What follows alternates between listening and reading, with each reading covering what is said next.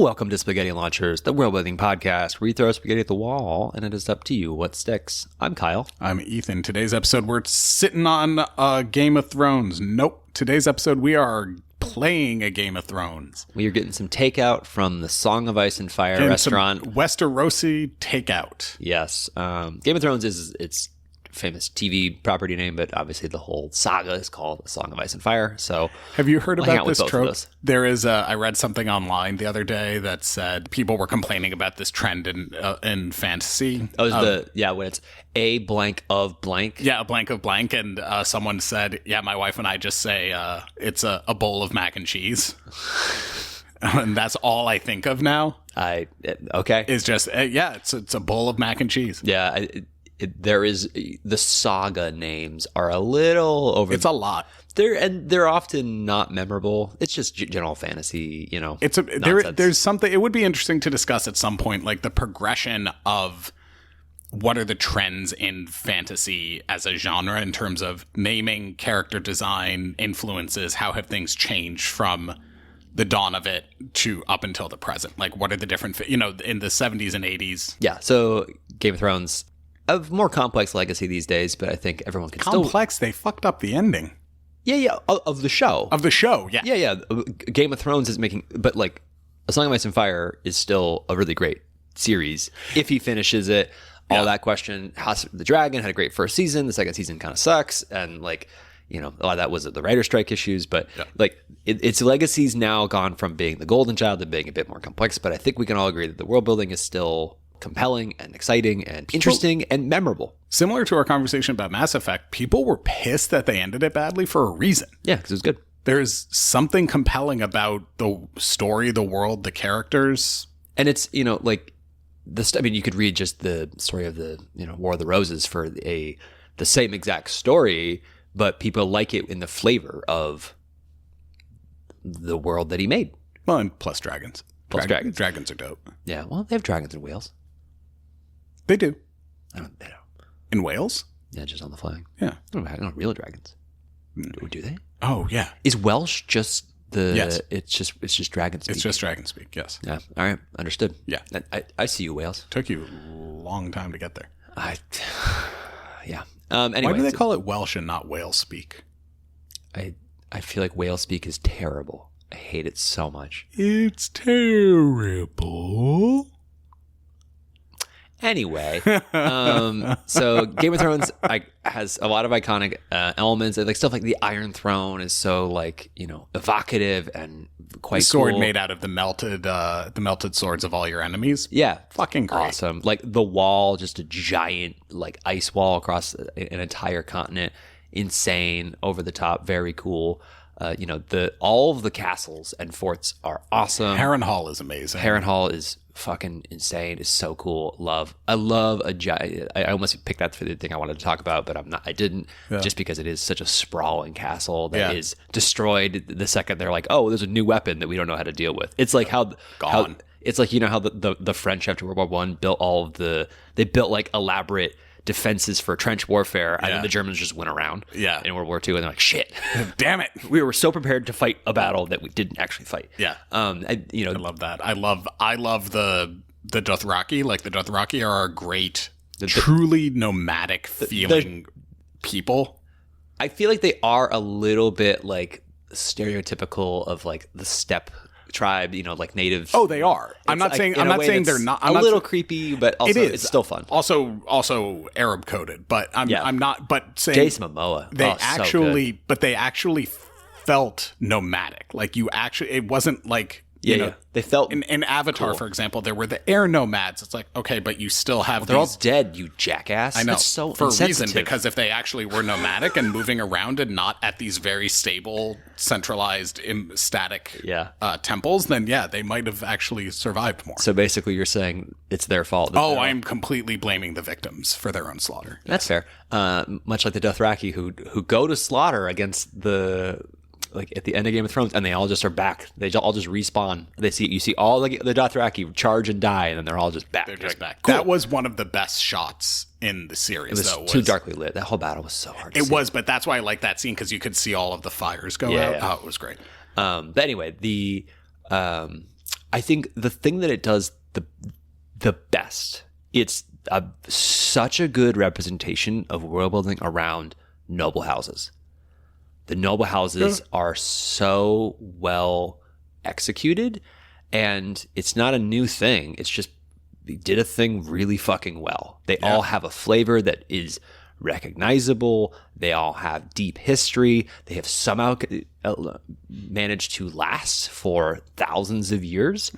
And the rivalries, the relationships, all, the story can hinge around them in a way that a lot of other stories don't do as well. Like Dune has like these great houses, but really you only see the two great houses at war with each other. That's what I was just going to get to. And that always frustrates me. And that's why Dune Prophecy, I'm like, why didn't you do other great houses? Because I think multiple of these houses coming into conflict is awesome. Like I love whenever the Tyrells really insert themselves eventually in the story, and they become a player, and it's not just Lannister v Stark. And then we have the Martells, and we have this dynamic that they keep shifting to be like, let's have new great houses enter the fray, because they're, speaking of great houses, the fray, not that great. Fuck you, Walder Frey. But they add them in over time because they're all compelling, they're all good, and they all have a role to play. It's the same as they treat the houses the same way they do the characters, which is there really aren't. You think that there are main characters, and they handled the transition of it badly by the end of the 6th, 7th, and 8th season, but up until then, it was hard to tell who the main quote-unquote characters were. Just like you're set up to think, okay, this is Lannisters versus Stark and Targaryen, and with some flavor of Targaryens. And then the Tullys come in, the Freys have a massive impact. And then for me, the one that hit it home the most was suddenly the Greyjoys come out of left field, and you've got Euron and the that which is dead cannot die, and the Drowned King, and this incredible lore, and a pirate nation. I mean, it came out of nowhere. It was great. I loved it. It was there from the beginning. Well, I didn't pay attention until then, apparently. But I thought, because Theon is there from the beginning, so like they set that up well. I was speaking more about Euron. Yeah, they change him out over time in an effective way. Quickly coming back to who's the main character, and I think one of the key elements of Game of Thrones is that it is a point of view storytelling, and it shifts the point of view from so many characters throughout the books. And sometimes those characters go away. Sometimes they come in, and some characters who you think would be a good point of view character aren't, like Robb, who is so important to the story, and like a huge part of what is happening is around Robb, but Robb is not the point of view character. And I think that makes the story work really well. It makes the world really work, and the houses are a great example of that. Of they are not the point of view character, but they are main characters, and we watch the world interact with them.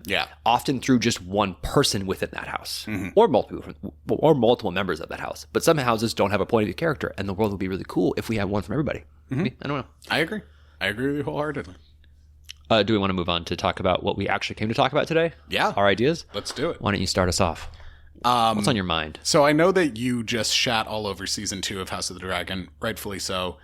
The part that I want good stuff, including what I'm about to talk about, which is Alice Rivers, who was the witch at Harrenhal. Oh, you love this lady. I fucking love her. I think she's great. She was the witch at Harrenhal who guides Daemon through his vision quest, whatever thing that he was doing. I still don't understand. It doesn't make sense. What he was doing? He doesn't fucking know. Nobody knows. Just move on. Just we're ignoring it. They had to pay Matt Smith. Yeah, exactly. We're moving on. But she is a witch who stands out as creepy and unsettling in an already creepy and unsettling environment, because Harrenhal as a castle is haunted already, which is hard to do, and it's great. She handles it really well. But what do I love? But what I love about her specifically is her connection to the old, deep magic of the world. Okay. I love a deep magic. I love it. I love a witch that's a connection to the old world, the deep world, the original. I love in Chronicles of Narnia when Aslan says to the White Witch, like, do not cite the deep magic to me, witch. I was there when it was written. Yeah. I love that shit. Gives me chills down my spine. What do we take away from it? Game of Thrones has, I'll call it a jiggly magic system. It's like Jell-O. It's not hard. It's not soft. It's it's sort of in the middle.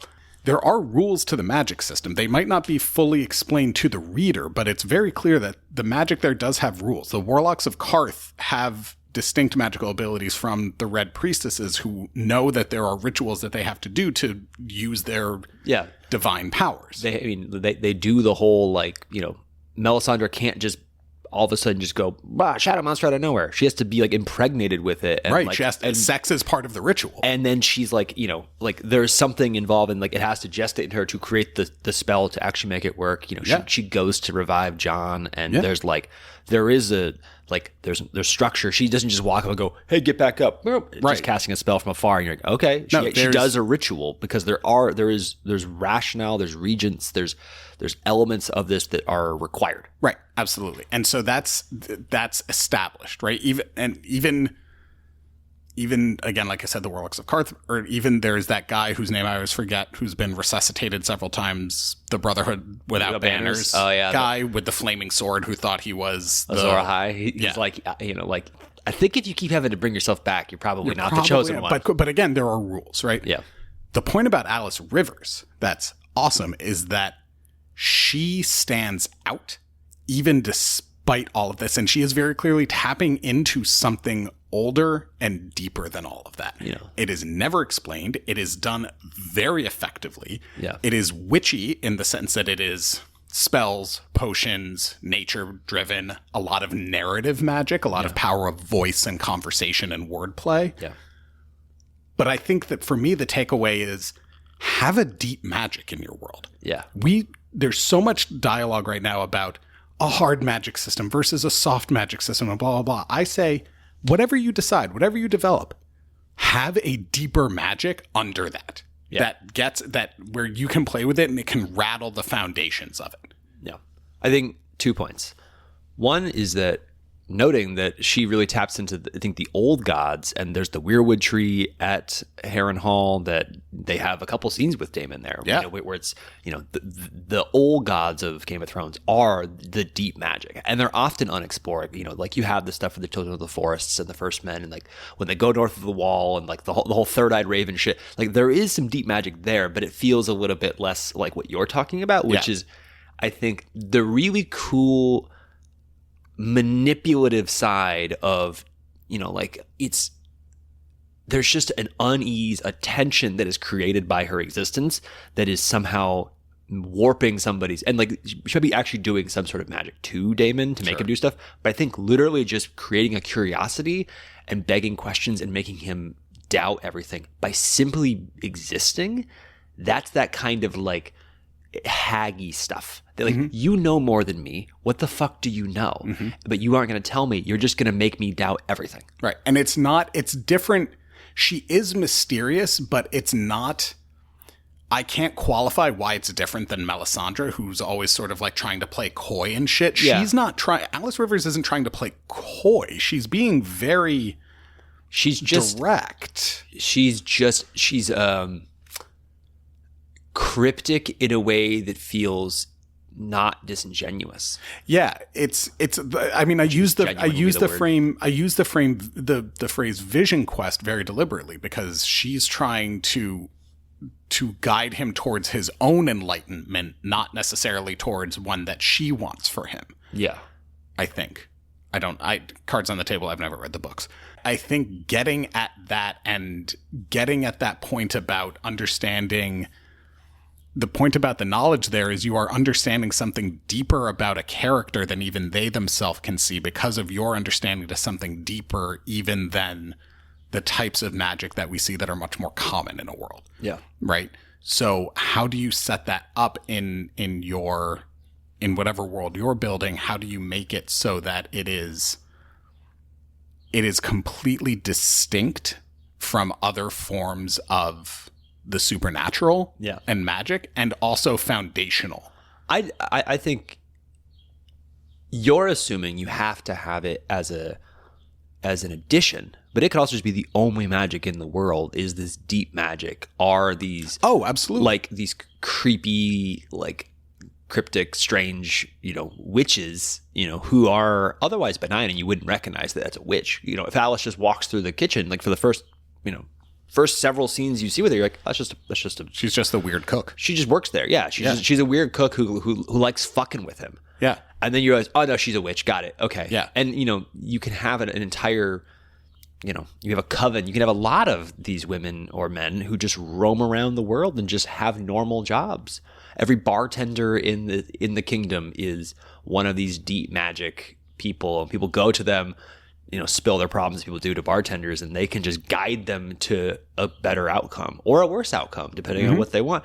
And they position themselves to utilize this skill set, this magic, in this like social setting. Sure. And it doesn't have to, you're completely right. I'm not saying it has to be in addition to. Yeah. I'm saying what I found her effective because even she felt separate and deeper even than what we already knew of the old magic or of the old gods. Yeah. It still felt more, it was exploring that. So it felt like we went deeper into that world.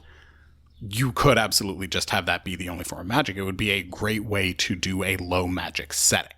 Yeah. It would probably border more on magic realism rather than fantasy. I mean, but like Song of Ice and Fire is low magic as hell. Yeah. It is incredibly low magic. Yeah. We see in the course of the story of a couple instances of magic being used. Yeah. Only a couple. Yeah. Otherwise, it's just there's outside of the dragons.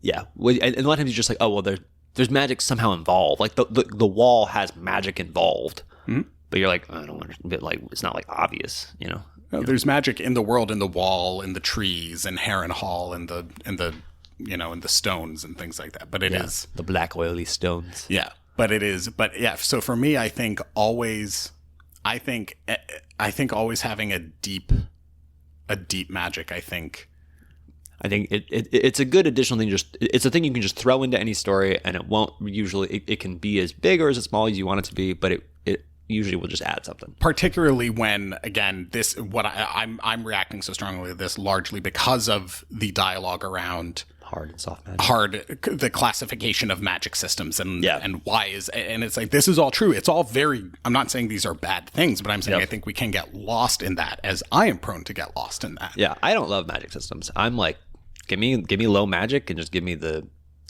like the occasional thing. Sure. But I feel like it can be a fun intellectual exercise. Yeah. Magic systems are fun for gaming. They're not fun for storytelling for me.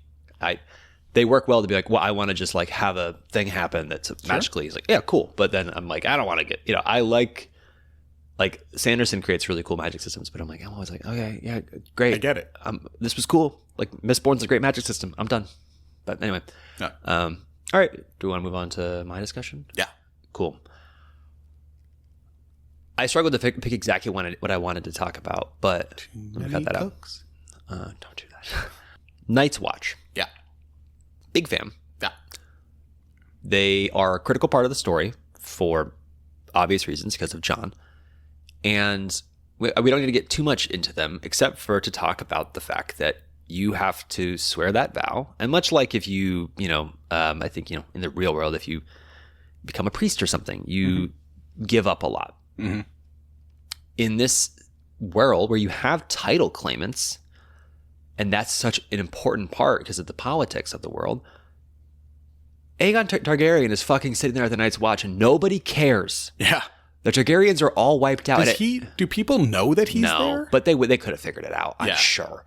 But no one would go searching the Night's Watch to ensure, is there a Targaryen there? Because he's no longer a relevant player because he has literally no claims, and socially everyone accepts you have no claims once you become a member of the Night's Watch. Yeah. Like John doesn't have any claims technically, and that's like it all becomes a mess, and we'll see what Martin does with his story at the end. But like he has no actual claim to the Iron Throne because he's not allowed to, right? Because he swore an oath to be a member of the Night's Watch voluntarily, like a crazy person. Or most people just do it because they're forced to. Mm-hmm. And I love this idea that there is a fully ironclad version of giving up your claim to anything, because in most stories, somebody would be trying to take advantage of that. To either they might kill you, they might want to use you for your own ploy. This is the whole reason Gladiator 2 exists, for some stupid fucking reason. The protecting of the claimant from themselves, from others, from whatever, is such a classic storytelling tool. Right. And when you can create a system where that no longer is relevant, I think is fun. So then I wanted to play with the idea that you have a world where you have a lot of claimants to a lot of titles, and it is socially acceptable to give up your claim. It's not like the most shameful thing in the world. It's disappointment. You know, it's, oh, you decided not to go to the college that me and your mom wanted you to go to, but, you know, whatever, we'll move on. It's that kind of thing, not like, you know, you're disowned. You have to leave and go live in this place, in this colony. You know, you have to go join this whatever. I don't know how you want to break it down, but then it is fully gone, and you can never reclaim it. You can never return to that claim. If your family all dies, you are not allowed to take that. Right. It doesn't matter. You are a regular person now. You might be rich, but you no longer have any of that power. Yeah. And you can't take it back. That will move into like the succession laws of the land will take over, and you are not a part of them. It's a way of... It's like you remove yourself from your family tree entirely. No, you are. And you are choosing your own power at that point, because John abandons... I mean, he was a Snow. He was already a bastard, but he abandoned any sort of Stark allegiances or potential claims he could have had there, but then becomes Lord Commander of the Night's Watch. Yeah. On his own terms. Yeah. Right? And that is an interesting way for... Because it ties in really well to your...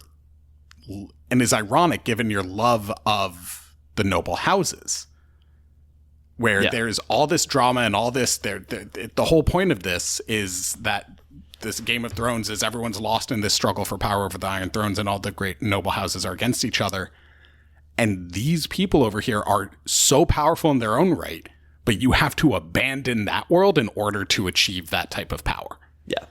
The reluctant heir is a not uncommon concept thrown around in stories. Yeah. And if you tell the Game of Thrones story with the reluctant heirs being like more clearly reluctant and making them like a group off on the side on their own, I think that would be interesting. Because what if Arya is a reluctant heir? It's like I don't want any claim, or Jon is like, I don't want any claims to the thing. I'm going to go join this crew.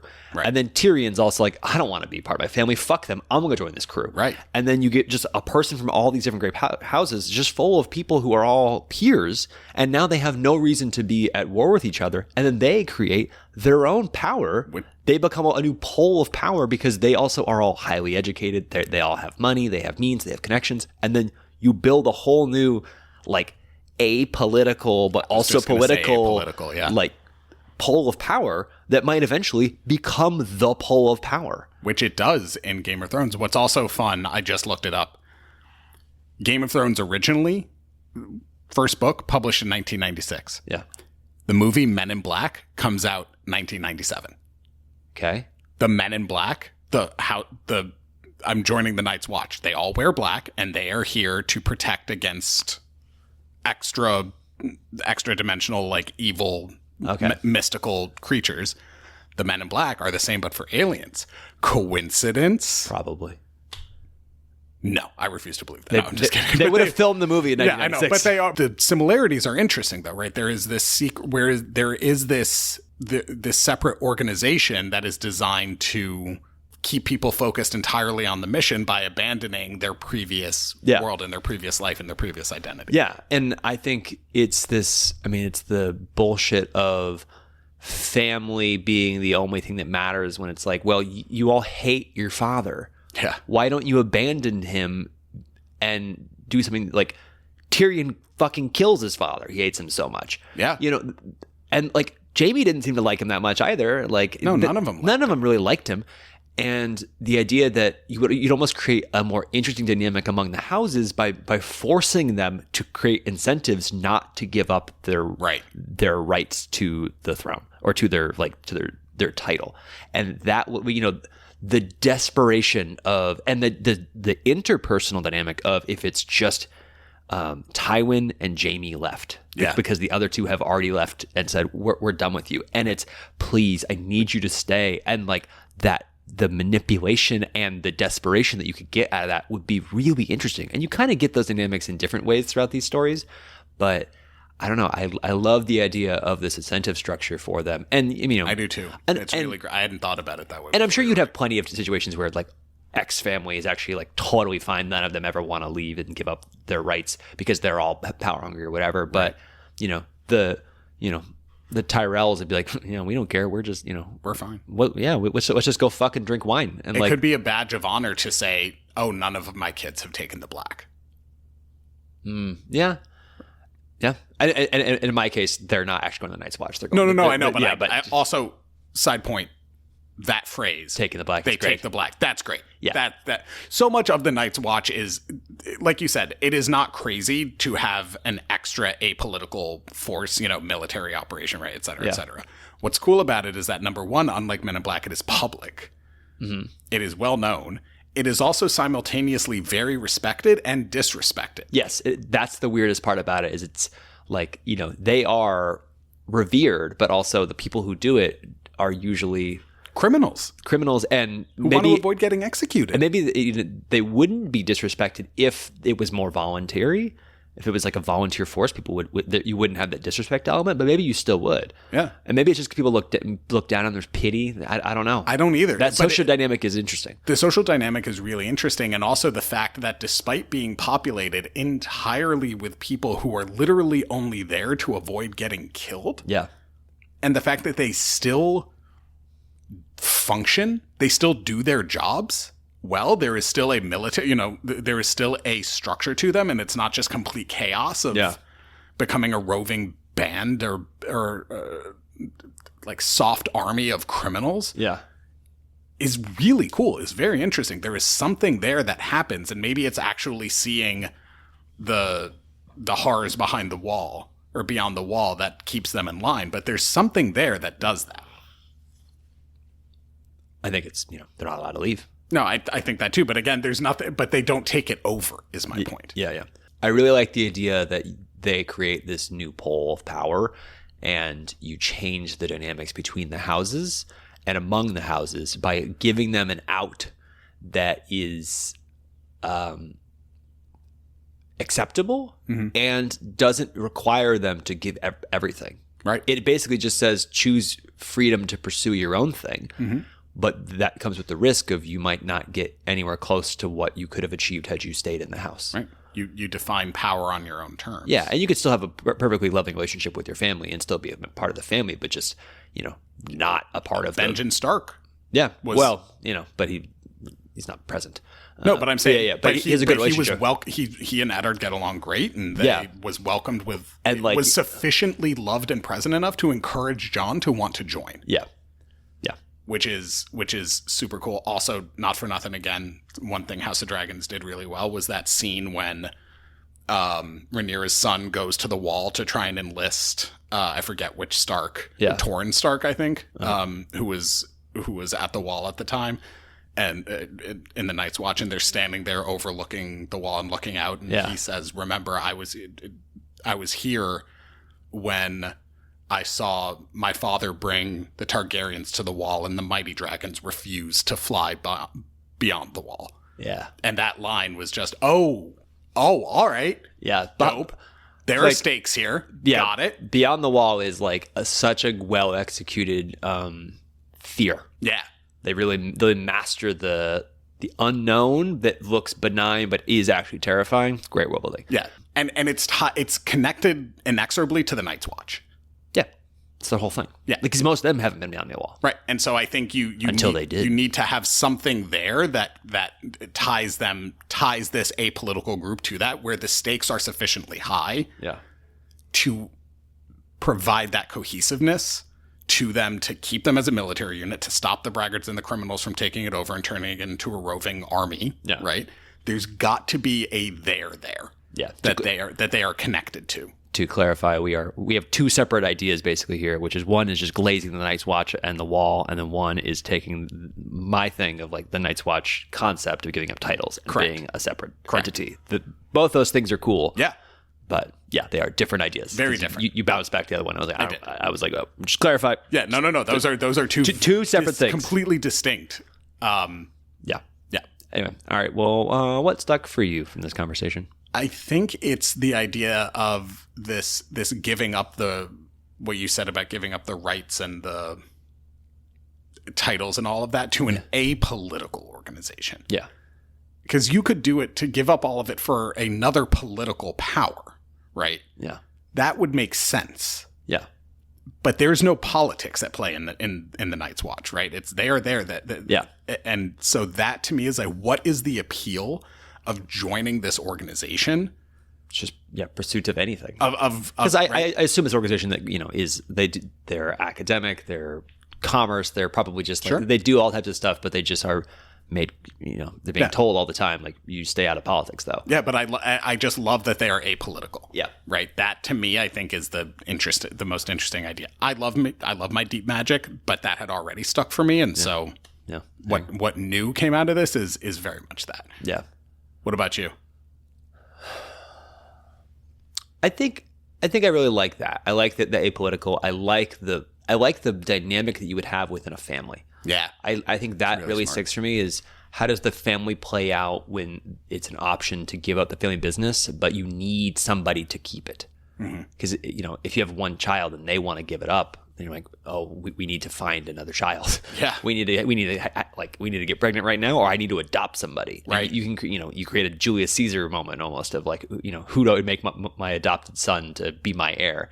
That, I think that is I think there's a cool dynamic that plays out in that regard that continues to create that conflict, and you create the self-propelling machine of this system that you had the apolitical, option, and you change the family dynamics, but you don't remove conflict. No, not at all. You remove the type of conflict you have in Game of Thrones within these families to a degree, but you insert a different kind of conflict within these families, which can still be just as cool. Yeah, so I agree. And I think noble houses just generally stuck to me because it is the best thing that Martin does. That also you can do those in so many different stories. They're really flexible. Yeah, and I think just everything you can take from Martin's version of noble houses, you should. Yeah, which I guess just take from English noble houses. Yeah, well, but he makes them feel much more distinct than a lot of the English noble houses ever felt to me when I was learning about them. Yeah. It's like I just kept getting them all confused. They all sounded the same. They all dressed the same and looked the same. It's like very much in the City of Hats, Planet of Hats things, you have to make them very distinct enough to actually feel different. And that's color schemes go a long way. Color schemes go a huge way. Yeah, for sure. All right. Well, that's what's stuck for us. Let us know what stuck for you. Emails in the show notes. Thanks for listening. Goodbye. Goodbye.